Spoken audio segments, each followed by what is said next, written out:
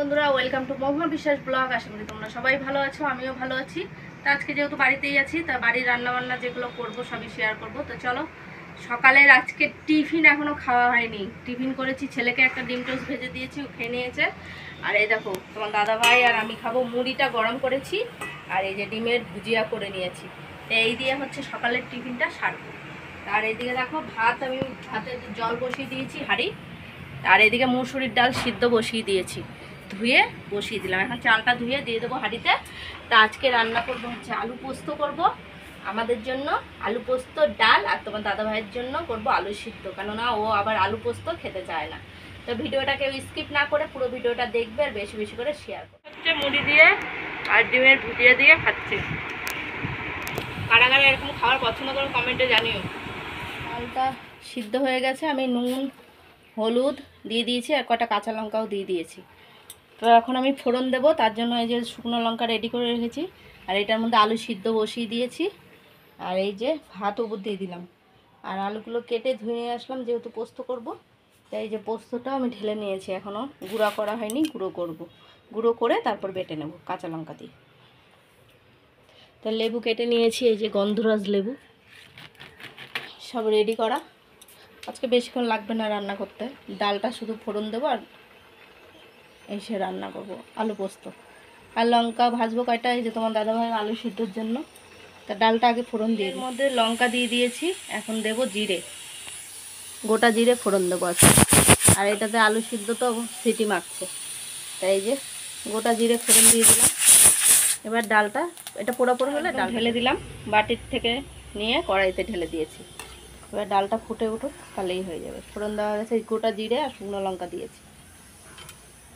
আর আলুটাও সিদ্ধ হয়ে গেছে। আমি এখন প্রেশার কুকার বন্ধ করে দিলাম, যেহেতু গ্যাসটা অফ করে দিয়েছি। তা ডালটা ফুটতে থাকুক। দেখো ডালটা হয়ে গেছে, আমি নামিয়ে নিলাম। তা কড়াইটা ধুয়ে পরিষ্কার করে নিলাম। এখন আমি আলু পোস্তটা বসাবো, তার জন্য তেল দিয়ে দেবো। তো চলো, তেল দিয়ে দিলাম।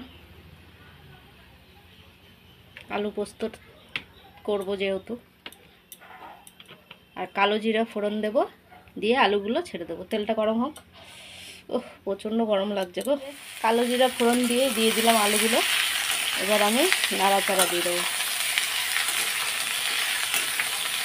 আর এইদিকে আমি পোস্তটা জানো গুঁড়ো করে নিয়ে এসেছি, চলো দেখাচ্ছি। এই দেখো, এখন আমি এর মধ্যে কাঁচা লঙ্কা দেবো, দিয়ে জল দিয়ে আবার একটু বেটে নেবো। কাঁচা লঙ্কা দিয়ে দিয়েছি আর জলও দিয়ে দিয়েছি, এখন পেস্ট করে নেবো। আলুটা লাল লাল একটু হয়ে এসছে, ঠিক আছে।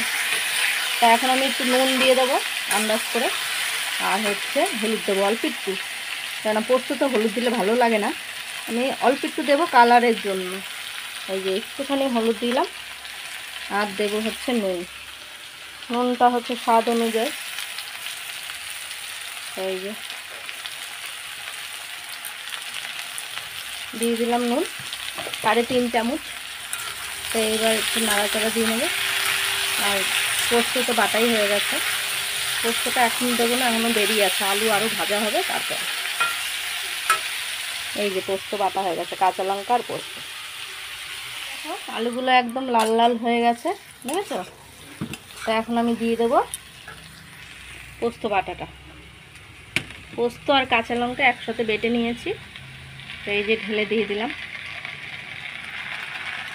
এখন কাচিয়ে দিতে হবে, কাচিয়ে দিয়ে নিই। পোস্তগুলো দিয়ে দিয়েছি, আর বাটিটা ধুয়ে যেটুকু জল হয় সেইটুকুই দিয়েছি, আর কিচ্ছু দেবো না। এবার আমি ঢেকে দেবো।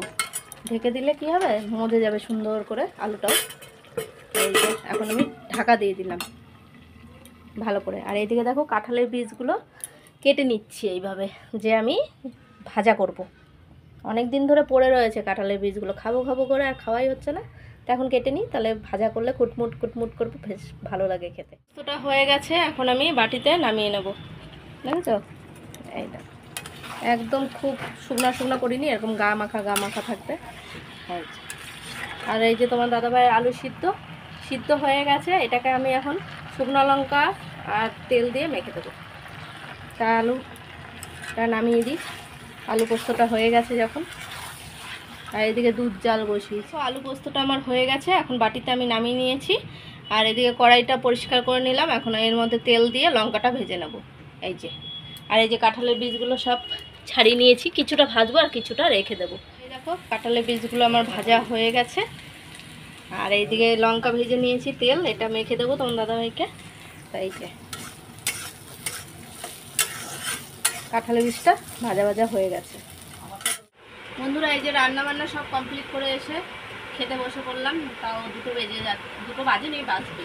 তাই যে আজকে করেছি মুসুরির ডাল আর হচ্ছে আলু পোস্ত, আর এদিকে লেবু, গন্ধরাজ লেবু, তার সাথে দেখো ধনেপাতা বাটা আর হচ্ছে আলু সিদ্ধ।